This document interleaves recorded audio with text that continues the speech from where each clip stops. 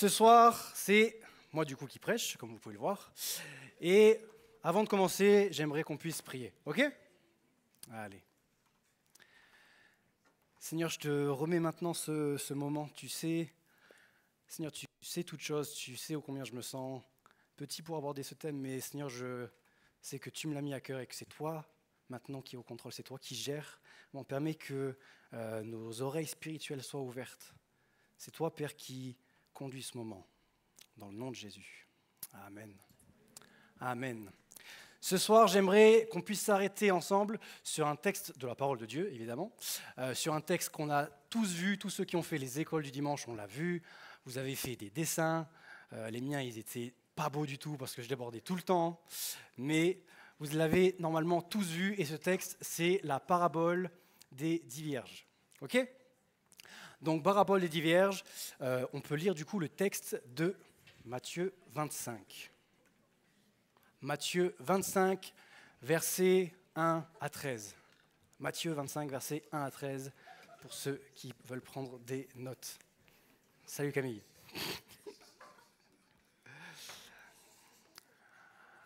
Alors, le royaume des cieux sera semblable à 10 vierges, qui, ayant pris leur lampe, allèrent à la rencontre de l'époux.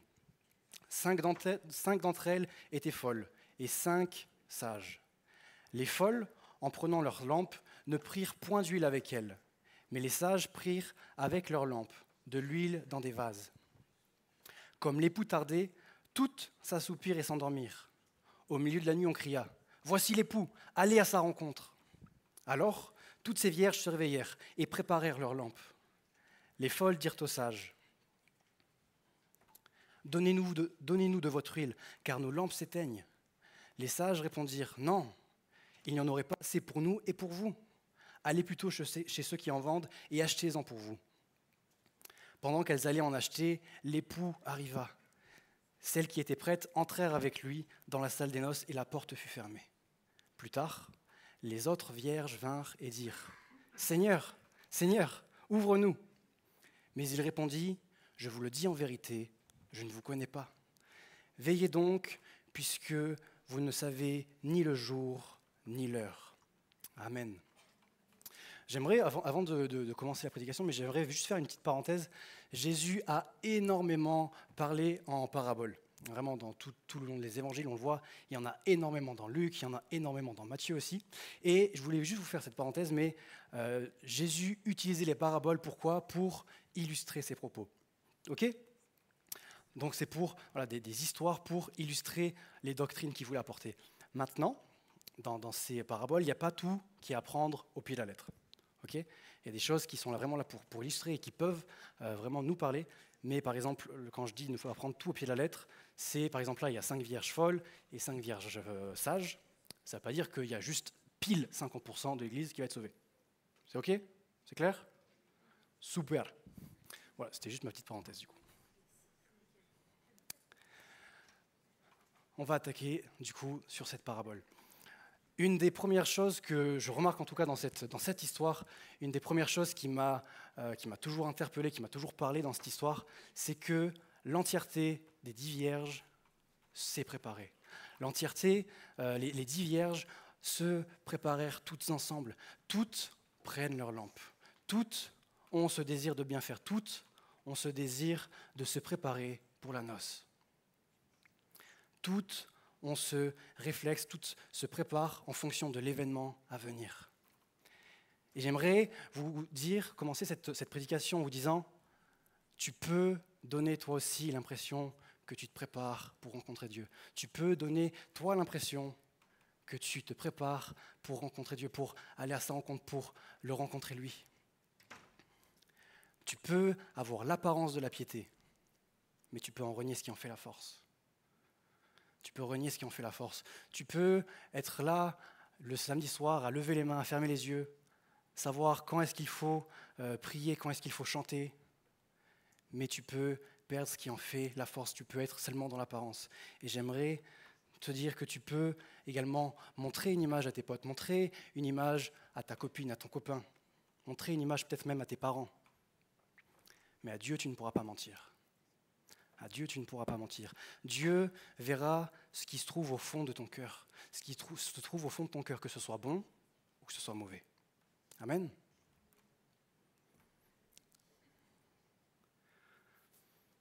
Seconde chose, second événement, on va dire, c'est que finalement, on peut revenir juste avant, on voit que les vierges, toutes les vierges s'endorment. Parce que la nuit arrive, est-ce qu'elles ont tort de s'endormir? Non, c'est la nuit, forcément elles sont fatiguées, elles dorment. Ok? Mais finalement, elles vont s'endormir et lorsqu'elles se réveillent, elles vont toutes, chacune, sans exception, se rendre compte que quelque chose est primordial, que quelque chose est essentiel. L'huile. Il leur faut de l'huile. Il leur faut de l'huile pour les lampes. Que ce soit les vierges folles ou que ce soit les vierges sages, toutes se rendent compte qu'elles ont ce besoin, qu'elles savent que cette huile est une nécessité. Cette huile est une nécessité. Et l'huile, dans la parole de Dieu, c'est... Oh là là, oh le vent que vous m'avez mis. L'huile, dans la parole de Dieu, c'est... L'huile, dans la parole de Dieu, c'est... Ah, punaise. Et vous étiez timide ce soir. Hein. L'huile, dans la parole de Dieu, c'est le Saint-Esprit. Et comme les vierges se rendent compte qu'elles ont besoin d'huile, tu as également besoin d'huile ce soir. Tu as besoin du Saint-Esprit. J'ai besoin du Saint-Esprit. Et j'aimerais vraiment qu'on puisse axer en tout cas l'étude de cette parabole sur ce point-là. On peut étudier cette parabole sur l'accès retour de Jésus ou bien sur vraiment le Saint-Esprit. Et j'ai vraiment qu'on puisse aborder en tout cas ce soir quelques notions du Saint-Esprit. Tu as besoin du Saint-Esprit. Tu as besoin d'être rempli du Saint-Esprit. Tu as besoin de te rendre compte que le Saint-Esprit est nécessaire pour ta vie de tous les jours, nécessaire pour ta relation avec Dieu. Tu as besoin de l'Esprit. Tu as besoin du Saint-Esprit. Tu as besoin du Saint-Esprit. Tu ne peux pas négliger le Saint-Esprit.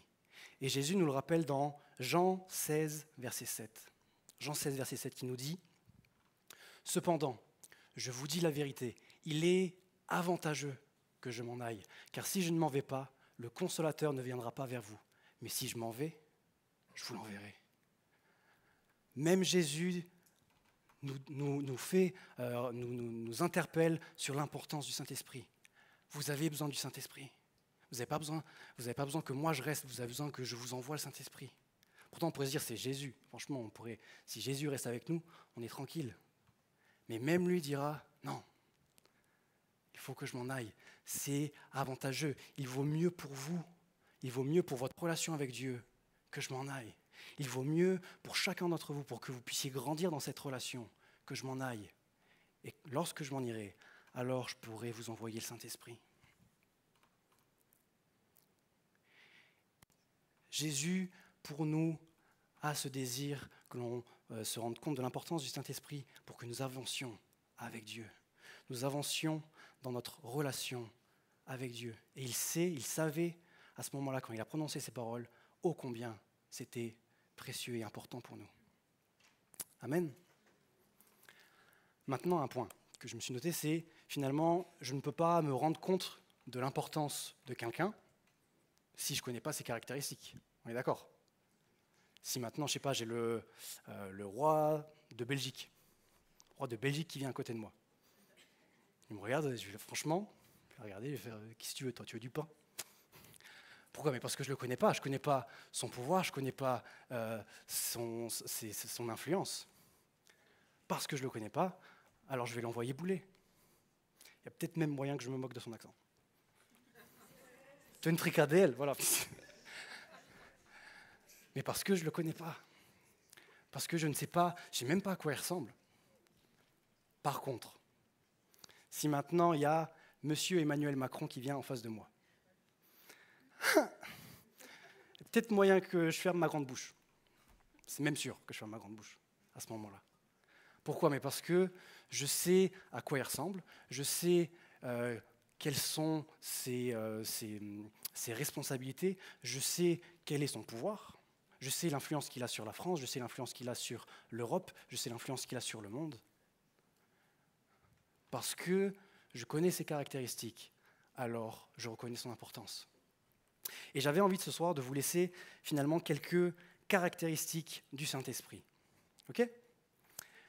Première des choses que je me suis notée, c'est le Saint-Esprit donne la vie. Le Saint-Esprit donne la vie. On peut le voir dès le début de la parole de Dieu, quand Jésus crée l'homme, il va insuffler, il va donner un souffle de vie. Un souffle de vie. L'Esprit donne la vie physiquement. Mais l'Esprit donne la vie également spirituellement. Quand Jésus parlera avec Nicodème, quand ils discuteront, Jésus lui redira « Tu as besoin de vivre, de naître d'eau, et tu as besoin de naître d'esprit. » L'Esprit, mon frère, ma sœur, te donne la vie, physiquement et spirituellement. Le Saint-Esprit peut donner la vie. Une autre chose que je me suis notée, c'est le Saint-Esprit, c'est une personne. C'est une personne, c'est pas une force. Ce n'est pas juste une puissance là qui émane comme ça. C'est une personne. C'est une personne à part entière, ce n'est pas une force. Si je vois le Saint-Esprit comme une force, alors simplement je vais me dire, ok, mais comment est-ce que je peux avoir cette force pour l'utiliser ? Non, le Saint-Esprit, c'est une personne. Le Saint-Esprit, c'est une personne. Et dans la parole de Dieu, on n'a finalement que des images du Saint-Esprit. On a l'huile, on a la colombe, on a le feu, on a le souffle. Et on n'a que des images. Et, en tout cas, je parle pour moi.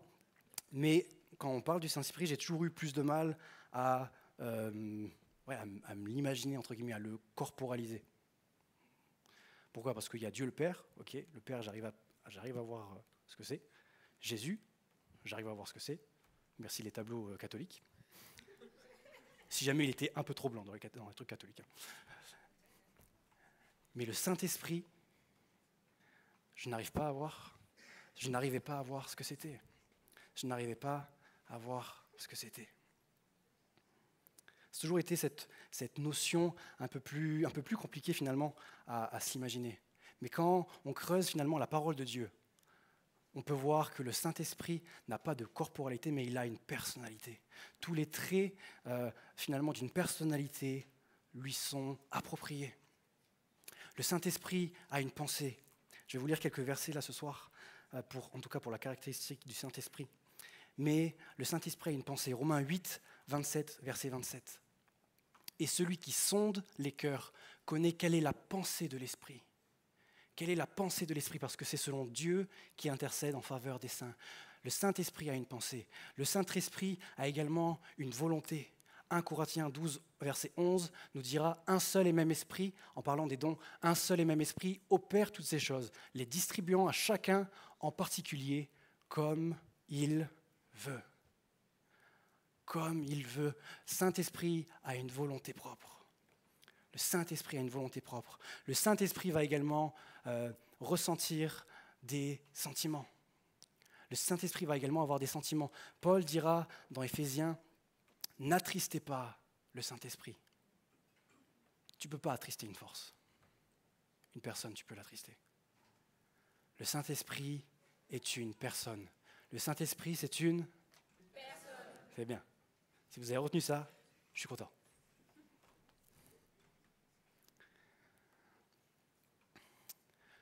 Puisque le Saint-Esprit est une personne, elle peut et finalement, elle doit avoir un impact dans nos vies. Je reviendrai sur ce point un peu après. Mais elle peut avoir un impact dans nos vies.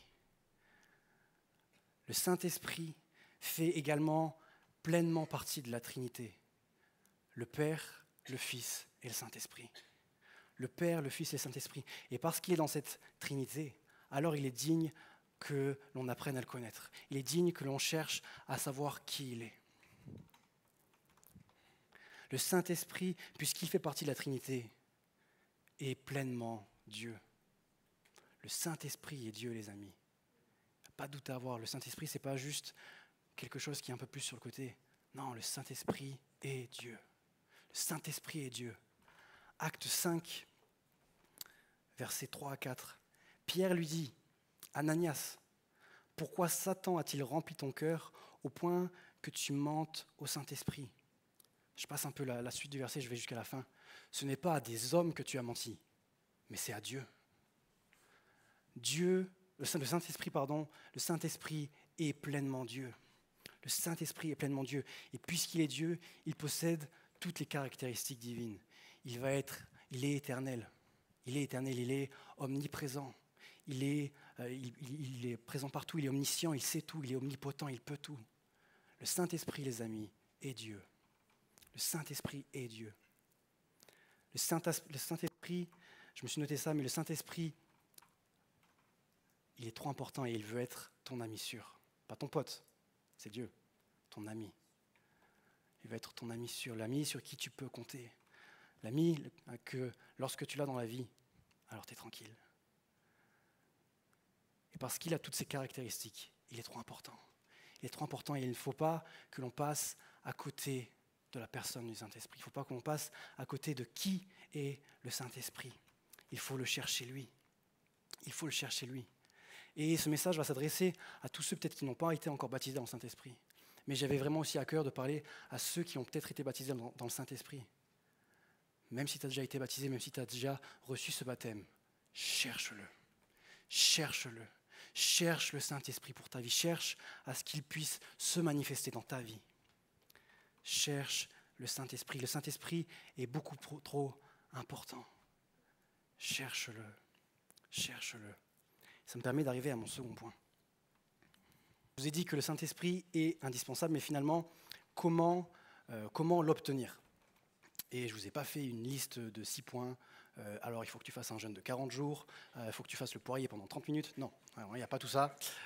Mais j'aimerais en tout cas vous laisser quelques pistes de réflexion. Vraiment, et humblement, je vous laissais juste ces pistes de réflexion par rapport à la recherche du Saint-Esprit. OK ? Et première des choses que j'aimerais en tout cas redire sur ce point, mais c'est finalement le Saint-Esprit, c'est une promesse.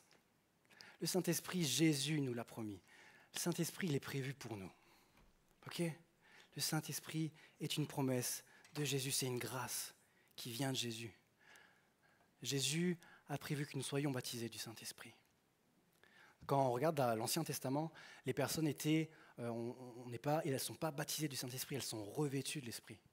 Et encore, c'était juste quelques élus, c'était quelques rois, quelques prophètes, quelques sacrificateurs. Mais lui, Jésus, veut que le Saint-Esprit vienne dans chacun d'entre nous. Vienne dans chacun d'entre nous. Luc 11, versets 11 à 13. Quel est parmi vous le père qui donnera une pierre à son fils s'il lui demande du pain? Ou s'il demande un poisson, lui donnera-t-il un serpent au lieu d'un poisson? Ou s'il demande un œuf, lui donnera-t-il un scorpion? Si donc, méchant comme vous l'êtes, vous savez donner de bonnes choses à vos enfants, à combien plus forte raison le Père Céleste donnera-t-il le Saint-Esprit à ceux qui le lui demandent? À combien plus forte raison le Père Céleste donnera-t-il le Saint-Esprit à ceux qui le lui demandent? Jésus l'a promis. Jésus l'a promis pour toi, Jésus l'a promis pour moi. Jésus l'a promis pour chacun présent dans cette salle qui désire vivre une vie avec Dieu. Jésus nous l'a promis. Jésus nous l'a promis. Ne doute pas que le Saint-Esprit est aussi pour toi. Ne doute pas que le Saint-Esprit peut et va venir habiter dans ton cœur, si tu le désires, si tu le demandes. N'écoute pas les mensonges qui disent que tu n'es pas assez bien. N'écoute pas les mensonges qui te disent que tu ne mérites pas. Spoiler alerte, tu ne mérites pas. Je ne mérite pas. C'est une grâce. C'est une grâce de la part de Dieu. C'est une grâce de la part de Jésus. Maintenant, je vais revenir un peu sur la parabole des 10 vierges. Je me suis noté quelques remarques sur cette parabole. Première chose que je me suis notée, c'est finalement les vierges sages ont décidé de prendre l'huile. Elles ont été finalement intentionnelles dans la manière de se préparer. Elles ont été intentionnelles.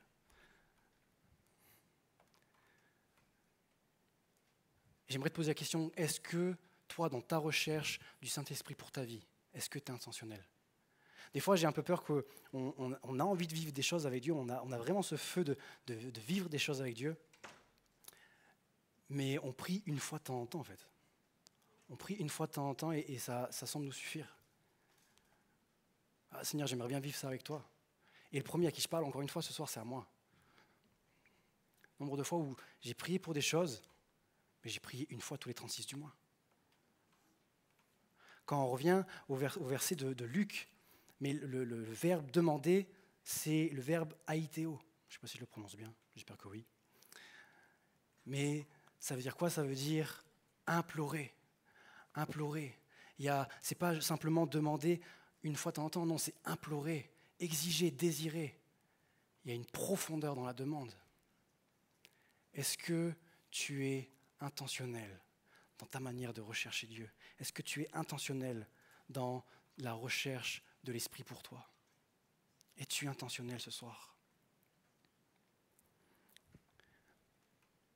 Une autre chose que je me suis noté sur cette parabole, mais c'est finalement les vierges sages vont prendre, elles vont à un mariage. Moi, quand je vais à un mariage, je ne pense pas à me dire, ok, il faut que je prenne des choses utiles. Je prends du déo, je prends du parfum. Je suis le seul. Voilà, c'est utile, mais bon, elles auraient pu prendre finalement, elles aussi, se dire, ok, punaise, je pense qu'à un moment donné, on va un peu trop danser, je vais transpirer, il faut que je prenne du parfum. Non, elles ont décidé, ok, je prends de l'huile.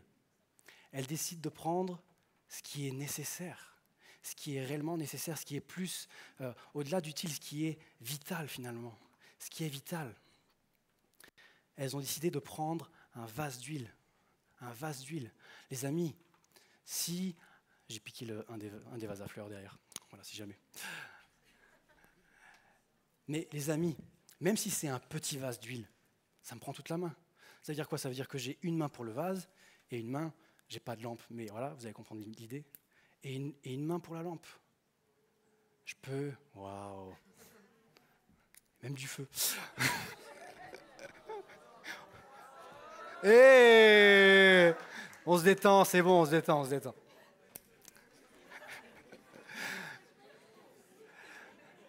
Mais les deux mains, les amis, les deux mains des vierges sages étaient prises. Elles ne pouvaient pas prendre autre chose. Elles ont décidé de prendre l'huile. Et c'est une piste de réflexion que j'aimerais vous laisser également ce soir. Qu'est-ce que tu décides de prendre? Qu'est-ce que tu décides de prendre? Quelle est la place que Dieu a? Quelle est la place qui est restante dans ton cœur? Parfois, on désire tellement vivre des choses avec l'esprit, mais notre cœur il est déjà tellement blindé. Nos envies sont déjà tellement blindées, nos emplois du temps sont déjà tellement blindés qu'il n'y a pas de place pour que Jésus vienne. Le Saint-Esprit, c'est un gentleman, il ne va pas s'imposer.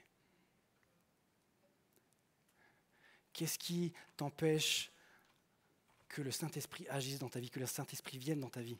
Qu'est-ce qui empêche que l'Esprit agisse plus dans ta vie? Qu'est-ce qui empêche cela? Ah, mon téléphone a une place trop importante. Le sport a une place trop importante. Mon rêve, mes ambitions a une place trop importante.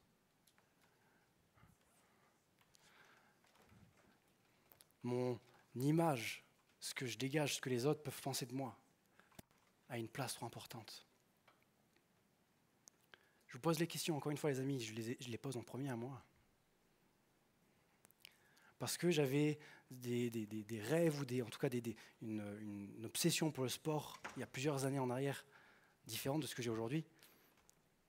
Mais clairement, je ne vivais pas ce que je vis aujourd'hui avec le Saint-Esprit. Je ne vivais pas ma relation que j'ai aujourd'hui avec Jésus comme il y a quelques années en arrière. Mais pourquoi? Parce que mes obsessions, mon rêve, mon sport étaient trop importants. Je ne sais pas ce que c'est pour toi. Peut-être que c'est les séries Netflix, peut-être que c'est,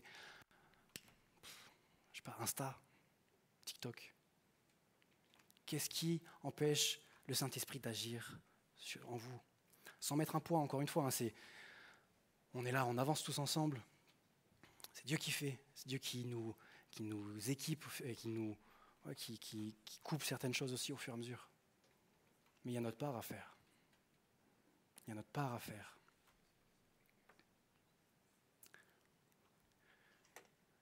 Une autre chose qu'on peut dire également sur les vierges sages, c'est qu'elles ont décidé de prendre de l'huile. Mais cette huile ne va pas leur servir directement. Cette huile ne va pas leur servir directement, mais elle va servir à ce que leur lampe soit allumée. Ce que leur lampe soit allumée. Si on peut juste éteindre toute la salle, même les écrans si jamais. Si on arrive à faire ça, je ne sais pas si c'est possible. Si on est vraiment dans le noir. Tac. Ouais, bon, vous avez capté.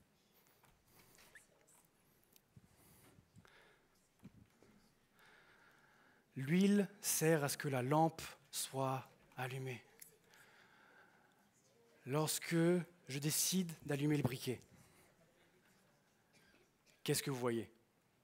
Le briquet. Vous voyez la flamme. Vous ne voyez pas moi. Vous voyez la flamme. En priorité, vous voyez la flamme. Vous voyez la flamme en premier. Le Saint-Esprit, on peut rallumer. On va peut-être cramer l'église, c'est dommage.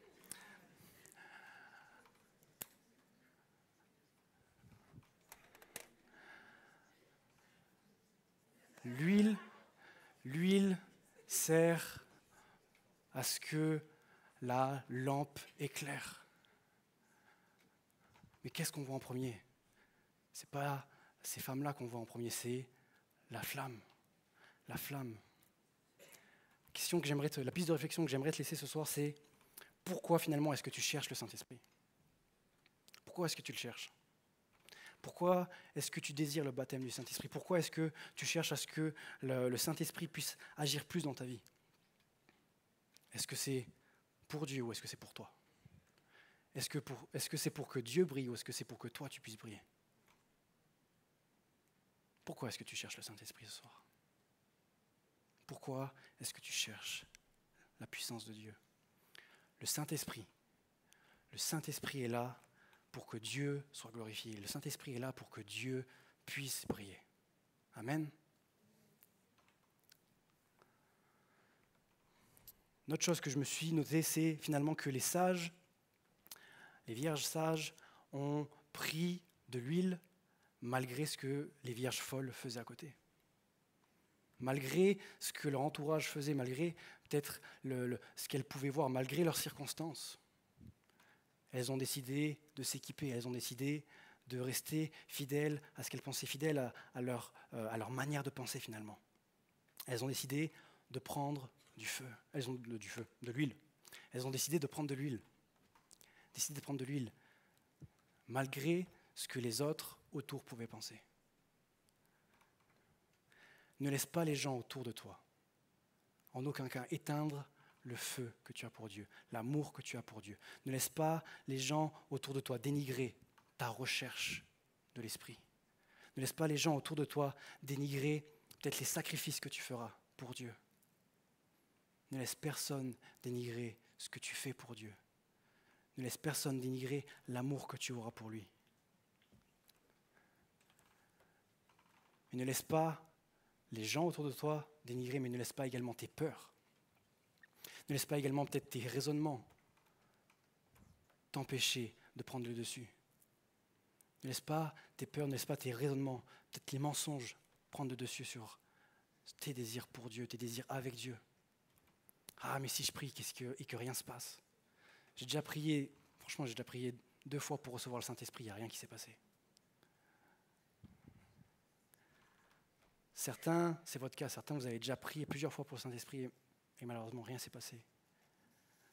Certains vous avez peut-être même prié, vous avez déjà reçu le Saint-Esprit, mais vous avez quand même prié, vous avez prié pour des addictions, pour que Dieu change d'entrée de caractère et c'est toujours là. Et votre foi a peut-être été impactée. Mais compte sur le Saint-Esprit, compte sur la personne du Saint-Esprit. Il veut agir pour toi, il veut agir en toi. Je me suis noté l'exemple de Mathias. On a reparlé hier je crois, c'est ça. Et tu me permets, hein, je peux le raconter. Hein. Super. De toute façon, maintenant, c'est trop tard, c'est moi qui ai le micro. Mathias est revenu à Dieu en 2018. 2018. Et Mathias, vraiment, quand il est revenu à Dieu, il était au taquet. Vraiment, ça a été, depuis, ça a été pouf. Et il était vraiment à fond, à fond. Et il vivait des choses avec Dieu. Vraiment, il a été plusieurs fois bouleversé. Il l'a vécu, notamment un mardi soir, alors qu'il servait Dieu, lorsqu'il faisait, c'était encore les CD à l'époque. Mais il est là pendant le temps de louange, et Dieu vient le visiter. L'Esprit de Dieu vient le visiter, vraiment. Et il passe, vraiment, je ne sais pas si c'est là où tu es né de nouveau. Voilà, tu es né de nouveau à ce moment-là. Mais où vraiment Dieu le visite. Dieu le visite, une réelle rencontre finalement avec le Saint-Esprit. Le Saint-Esprit se manifeste, et parce que le Saint-Esprit s'est manifesté et a agi en Mathias, alors il va être libéré du tabac. Le Saint-Esprit a agi. Mais Mathias s'est pas arrêté là finalement. Mathias avait toujours cette soif, avait toujours cette envie de grandir et d'avancer toujours plus avec Dieu. Il avait envie de découvrir, finalement il a été réellement né de nouveau par l'Esprit, mais il désirait le baptême du Saint-Esprit. Il désirait aller plus loin dans cette relation avec Dieu. Et un jour il y a eu un appel à Égie.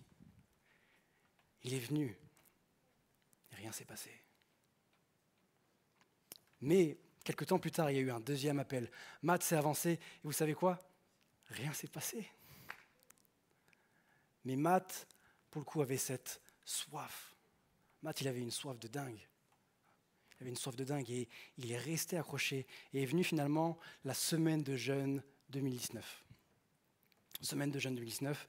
Et le sujet même de ton jeûne, à ce moment-là, c'était « Je veux le baptême du Saint-Esprit ». J'ai trop soif, j'ai trop besoin de ce baptême. J'ai trop besoin de ce baptême pour avancer avec Dieu. Et toute la semaine, il prie, toute la semaine, il jeûne pour ça. Et le vendredi soir, finalement, on prie pour le baptême du Saint-Esprit et rien ne se passe. Rien s'est passé. Walou.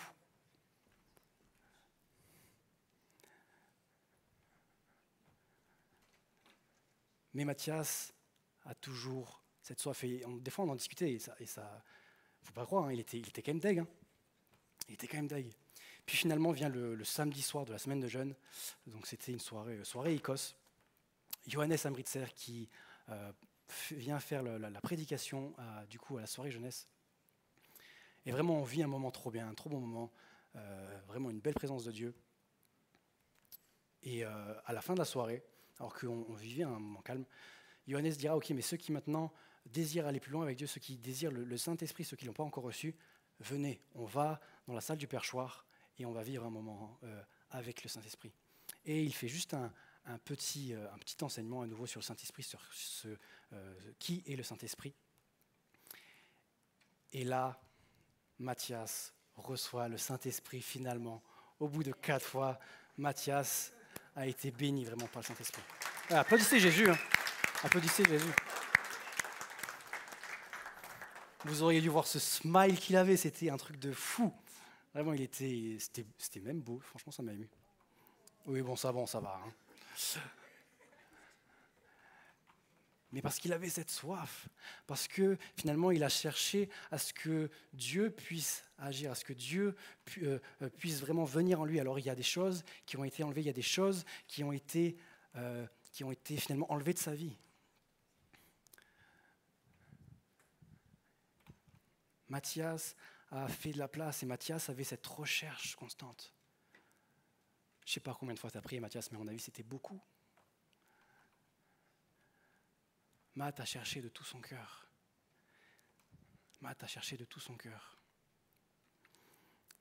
Et quand finalement il a été baptisé, et peut-être que là je vais un peu enlever aussi, je vais enlever un peu, des fois on peut avoir des schémas préconçus, mais Matt n'a pas reçu tu m'as dit que ce n'était pas émotionnel, c'était rien de tout ça, mais il savait que le Saint-Esprit agissait parce que sa bouche finalement ne pouvait plus s'arrêter.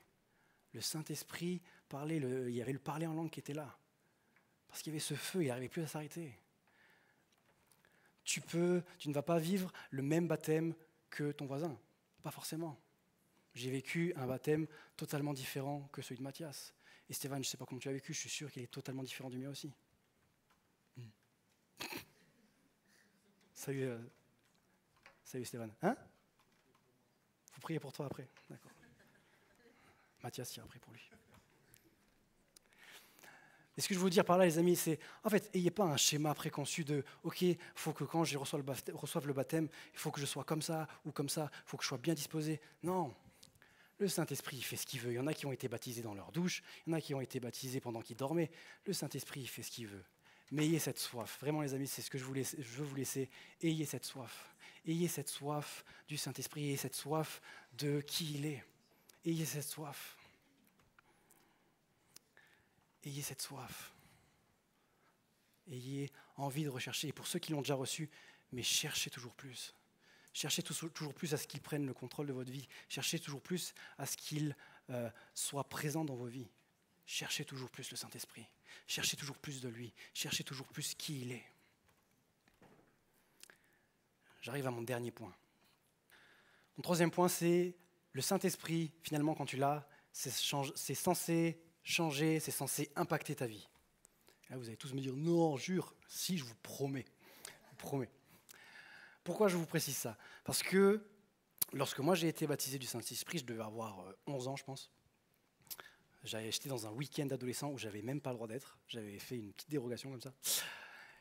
Et j'ai eu une visitation du Saint-Esprit. Vraiment, c'est comme si quelque chose venait m'envelopper de manière tellement douce. Enfin, bref, c'était vraiment beau. Et malgré les conseils que les gens m'ont donnés, malgré les avertissements que les gens me donnaient en disant mais ok, mais cultive ça, garde ça en toi, ne le perds pas. Finalement, j'ai pas écouté. Mais pourquoi? Mais parce que j'avais pas réalisé encore une fois l'importance du Saint-Esprit. J'avais pas réalisé finalement l'importance de qui il était, finalement de l'impact qu'il devait avoir dans ma vie. Et au fur et à mesure que j'avançais, à cause de ce que je pouvais vivre peut-être au collège ou dans ma famille, le Saint-Esprit s'est refroidi petit à petit. Petit à petit. Le Saint-Esprit doit avoir un impact dans ta vie. Doit avoir une influence dans ta vie. On a vu que le Saint-Esprit, c'était une personne. Nickel. Vous avez retenu.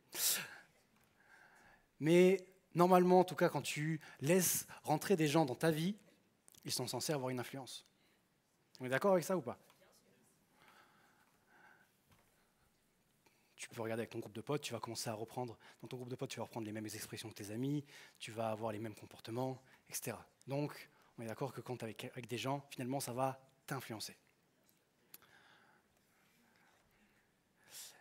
Maintenant, la personne aura l'influence que non seulement tu peux lui laisser, mais aura également c'est selon également la proximité que tu auras à la personne. On est d'accord avec ça? Par exemple, Esteban, ici, pourra avoir en tout cas plus d'impact, plus d'influence. Tu as une bonne influence, Esteban, ne t'inquiète pas. Plus d'influence dans ma vie que le boulanger du coin. C'est bon? C'est à peu près clair, hein? Ça me paraît logique? Ok. Avec le Saint-Esprit, c'est exactement la même chose. Le Saint-Esprit veut être proche de toi. Pourquoi? Mais pour, finalement, avoir une influence sur toi. Et plus il sera proche de toi, plus tu seras proche de lui. Plus tu désireras être proche de lui, alors plus il pourra te communiquer et te donner des choses au fur et à mesure. La parabole des 10 vierges nous parle de femmes qui ont pris une lampe. Elles n'ont pas pris des choses qui pouvaient faire un feu énorme, pas un feu d'artifice qui durait 2 secondes. Mais elles ont pris des lampes. Elles ont pris des choses finalement qui pouvaient finalement éclairer dans le temps. Éclairer dans le temps. Et c'est 2 choses que je me suis notées, mais chacune des vierges avait sa lampe. Chacune des vierges avait sa lampe. Autrement dit, le Saint-Esprit veut une relation avec chacun d'entre nous. Tu dois avoir une relation personnelle avec le Saint-Esprit. Tu dois avoir une relation de cœur à cœur avec le Saint-Esprit. Oui, il y a des moments où on pourra vivre le Saint-Esprit en groupe, et merci Seigneur, c'est génial. Mais le Saint-Esprit est là pour toi, pour chacun d'entre nous, de manière personnelle. De manière personnelle. Et encore une fois, c'est des lampes. Ce n'est pas un truc qui dure 2 secondes et qui s'éteint. C'est des lampes, c'est censé être dans la durée. Et ce n'est pas forcément quelque chose de spectaculaire à chaque fois. Des fois, j'ai cette crainte qu'on attende le Saint-Esprit, mais qu'on attende que de manière surnaturelle. Que de manière surnaturelle. Que de manière spectaculaire. Alors que Dieu, que le Saint-Esprit veut également se révéler dans les choses douces, veut également se révéler, et encore une fois, de manière personnelle. On cherche le spectaculaire. On cherche le spectaculaire, on cherche également les paroles de connaissance. J'ai 2 craintes vraiment pour les paroles de connaissance. Ma première crainte, c'est qu'ici, on s'habitue aux paroles de connaissance. Il y en a, vous avez grandi dans l'église, vous avez grandi à la PO, et vraiment, on a une chance, vraiment une chance, une grâce de vivre les dons. Mais on les vit tellement, on a tellement cette grâce que certains vous oubliez que c'est une grâce, que vous oubliez que c'est surnaturel, que c'est devenu dans votre habitude. Ah bah à ce moment-là, on attend que Dieu parle. Mais vous ne réalisez même plus que c'est Dieu qui parle. Une autre de mes peurs, c'est que finalement, on ne recherche le Saint-Esprit que de cette manière. On ne s'attend au Saint-Esprit que de cette manière, que de manière à avoir des paroles de connaissance. Et finalement, on base notre relation avec le Saint-Esprit sur des paroles de connaissance. Comprenez-moi bien. Je suis preneur des paroles de connaissance. C'est une grâce de fou et il faut que l'on vive ça. Et je veux qu'on le vive toujours plus à EJ. Bon, c'est mon désir pour Impact Jeunesse. Mais tu ne peux pas baser ta vie spirituelle, tu ne peux pas baser ta direction spirituelle uniquement sur des paroles de connaissance. Tu as besoin que le Saint-Esprit ait un impact. Le Saint-Esprit ait un impact sur ta vie de manière personnelle. Je voulais vous citer l'exemple. Moi, ça fait des années. Alors, c'est pas vrai, parce qu'on a eu un temps avec les responsables il y a pas si longtemps et Dieu a parlé. C'était ouf. Mais avant cette parole, pour moi, honnêtement, ça faisait 3 ans que Dieu ne m'avait pas parlé. Au travers d'une parole de connaissance, je précise. Ne base pas ta vie spirituelle uniquement sur des paroles de connaissance, mais cherche à ce que Dieu, à ce que le Saint-Esprit ait un impact dans ta vie personnelle. Le fait d'avoir de l'huile pour les 5 vierges sages a eu un impact sur leur vie, a eu un impact sur leur moment. Je me suis noté 2-3 choses. Je me suis noté qu'elles finalement, elles pouvaient se repérer. Les vierges, alors qu'elles étaient dans le noir, elles pouvaient se repérer. Elles pouvaient prendre, finalement, parce qu'elles pouvaient se repérer, elles pouvaient prendre la bonne direction. Elles pouvaient être sur le bon chemin. Leur chemin était finalement éclairé. Parce que leur chemin était éclairé, alors elles pouvaient discerner ce que les autres ne pouvaient pas voir. Discerner ce que les autres ne pouvaient pas voir. Discerner les obstacles que peut-être certains ne pouvaient pas voir.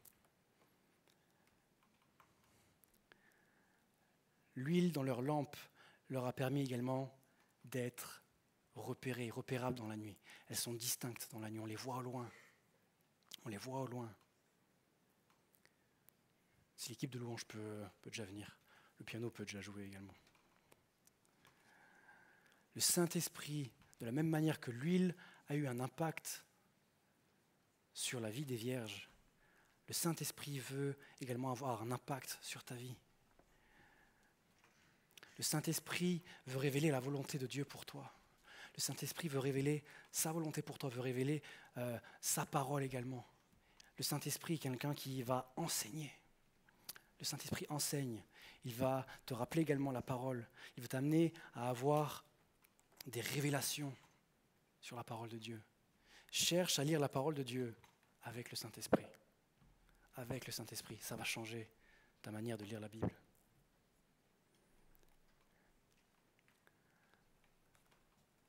Le Saint-Esprit va également, je me suis noté ça, mais le Saint-Esprit va t'amener à une sainteté, va t'amener à la sainteté, à rechercher toujours plus cette pureté finalement. Peut-être va t'empêcher de finalement voir certains films, de regarder certains films, t'empêcher de regarder une série. Le Saint-Esprit enseigne, le Saint-Esprit amène à la sainteté. Le Saint-Esprit aide à prier également. Il est cette aide, il est ce soutien. Il est ce soutien. Vraiment, il y a des fois où je ne savais juste pas quoi prier, mais où je sais que je sais que c'est le Saint-Esprit qui m'a aidé à être en admiration, en exaltation devant Dieu. Le Saint-Esprit peut avoir un impact et aura un impact. Le Saint-Esprit, parfois, va commander. Le Saint-Esprit va commander. Si tu lui laisses de la place, si tu lui laisses cette place, alors il commandera pour ton bien, pour ta relation avec Dieu. Le Saint-Esprit qualifie. Le Saint-Esprit qualifie également. Le Saint-Esprit va, je me suis noté ça, mais le Saint-Esprit va déposer des fardeaux également. Des bons fardeaux pour les âmes, pour certaines catégories de personnes. Le Saint-Esprit peut déposer un fardeau. Ce soir, ce message, pour moi, c'était un fardeau. J'avais envie de vous l'apporter. C'est ce que j'avais à cœur. J'avais ce fardeau pour nous, pour chacun d'entre nous, pour moi également. Le Saint-Esprit console. Et il fait encore tellement de choses. Vraiment. Le Saint-Esprit aura un impact si tu lui laisses de la place. Je vais conclure. Pour conclure, j'ai retrouvé une citation de James Baker, qui était un théologien américain, et qui résume totalement ma prédication. Il dira: tout ce qui touche à la vie chrétienne est surnaturel, que ce soit les aspects théoriques ou pratiques, notre relation avec Dieu ou avec les autres, notre louange ou notre témoignage. La vie chrétienne est surnaturelle. La vie chrétienne est surnaturelle car seul l'Esprit peut l'initier et la préserver. Par conséquent, sans lui, il n'y aura de vie ni chez le croyant, ni dans l'Église. En fait, il n'y aura ni croyant, ni Église. Tu as besoin du Saint-Esprit, tu as besoin d'être rempli du Saint-Esprit. J'ai besoin d'être rempli du Saint-Esprit. J'ai besoin qu'il vienne habiter en moi, qu'il vienne vivre en moi. J'ai besoin du Saint-Esprit.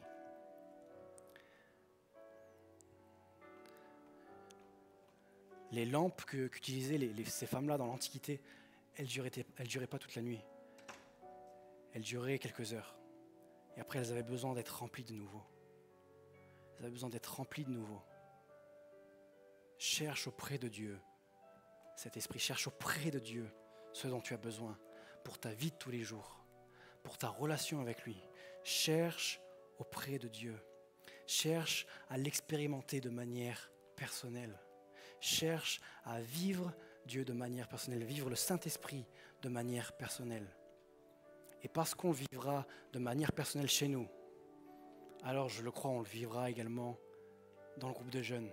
Et il faut qu'on le vive dans le groupe de jeunes. J'ai soif qu'on le vive dans le groupe de jeunes. J'ai soif de voir de plus en plus de paroles de connaissance. J'ai soif de voir de plus en plus de vies transformées, de vies changées. J'ai soif de le voir à l'œuvre lui. Et qu'on puisse vivre cela en tant que groupe de jeunes. En tant que groupe de jeunes. Pourquoi ? Mais pour que finalement Dieu soit mis à l'honneur et pour que Dieu soit glorifié. On va prier, les amis.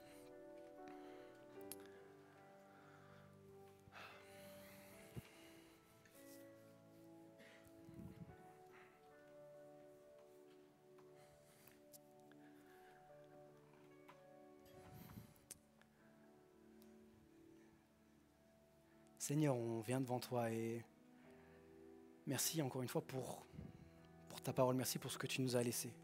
C'est tellement une grâce, Seigneur, de te connaître. Tellement une grâce de savoir qui tu es, que tu sois un jour mort pour nous, que tu aies décidé d'avoir une relation avec nous alors que nous ne sommes rien. Jésus, merci. Jésus, merci. Seigneur, permets-nous de réaliser toujours plus, Seigneur, qui tu es, mais toujours plus ce que tu veux pour nous de réaliser. Ô combien ton Saint-Esprit est important, ô combien ton Saint-Esprit est puissant. Et ô combien tu veux nous inonder, nous remplir toujours plus de toi. Saint-Esprit, tu sais ô combien je suis tellement faillible, tellement nombre de fois où je fais encore des boulettes. Mais Seigneur, toi, tu es celui qui ne change pas et qui m'aime. Permets-moi de réaliser toujours plus. Toujours plus. Oh, combien tu es important. Oh, combien j'ai besoin de toi. Amen.